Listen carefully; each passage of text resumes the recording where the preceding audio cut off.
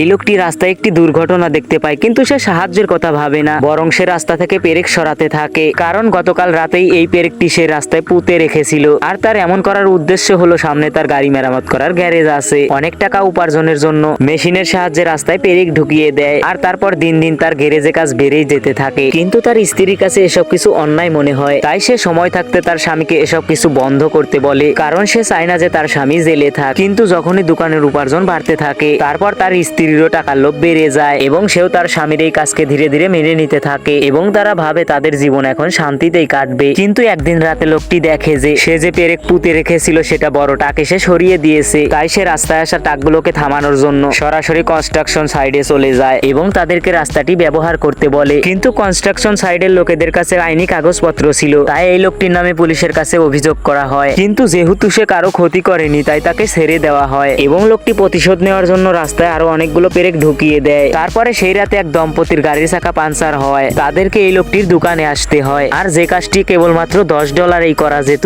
লোকটি এই কাজের জন্য তাদের কাছ থেকে $980 নেয়। আর হাতে এত টাকা দেখে লোকটির স্ত্রী খুবই খুশি হয়ে যায় এবং আরো টাকা উপার্জনের জন্য সে ঘরের মধ্যে পেরেকগুলো পরিবর্তন করতে থাকে। তারপরে সেই রাতে যখন রাস্তায় পেরেক ঠুকছিল, তখন হঠাৎ করে একটি হাত তার পিঠে চলে আসে। বন্ধুরা, এরপর কি হতে চলেছে লাইক দিয়ে কমেন্টে পার্ট 2 লিখুন।